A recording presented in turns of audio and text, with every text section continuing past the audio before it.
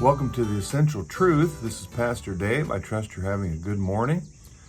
One question that I'm sure you're going to hear multiple times today is, what time is it? And it's interesting. We have all these devices now that we are able to tell time with. It used to just be a watch that you had to use, but now we've got tablets and phones and all these different things. But we ask that question a lot. What time is it?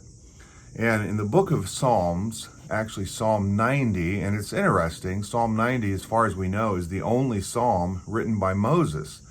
That's probably something that somebody watching the video didn't know before. But the theme of Psalm 90 is the eternity of God and man's frailty.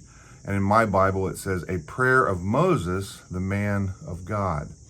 You know, it's interesting when we think about time. Yesterday, and this has happened to you, I'm sure, I ran out of time. I had so many things to do. It was a Sunday, of course, as a pastor. I've got a few things to do on Sunday, but I ran out of time. I had to do a certain thing at a certain time, and I was trying to watch the clock and trying to get everything done, and I just ran out of time. You know, all of us someday are going to run out of time. Here in Psalm 90, as I said, the theme is the eternity of God and man's frailty.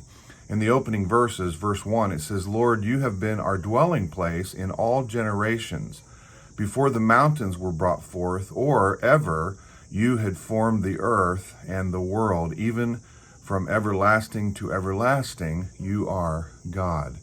And you know, we think about the eternity of God, and we think of the frailty of man and the fact that we are creatures of time. Everything that we do has to do with time. We get up at a certain time, we go to work at a certain time, we go to bed at a certain time, we eat at a certain time, and on the list goes. But when you look at his description in verse 10, he says, the days of our lives are 70 years, and if by reason of strength they are 80 years, yet their boast is only labor and sorrow, for it is soon cut off, and we fly away. Just sort of interesting when you think about it. You know, they have extended the longevity of life in my lifetime, but 70 years, 80 years, I know people, I'm sure you do, that are older than that, but every day that we have is a gift from God. It's a blessing from God. And so he says in verse 12, so teach us to number our days that we may gain a heart of wisdom.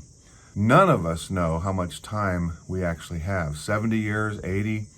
If you're like me, you know people that are older than that, but none of us know how much time we actually have.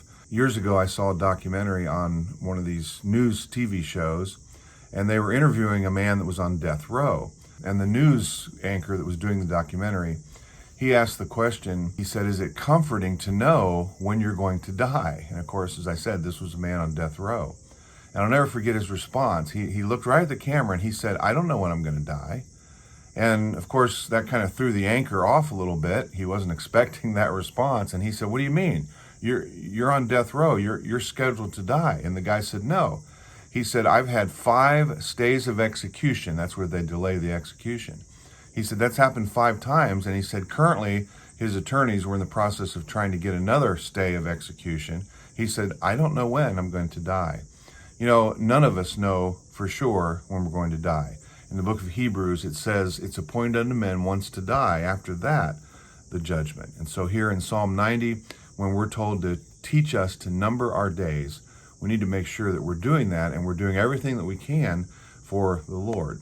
Well, thanks once again for visiting the Essential Truth. This is Pastor Dave. You have a blessed day.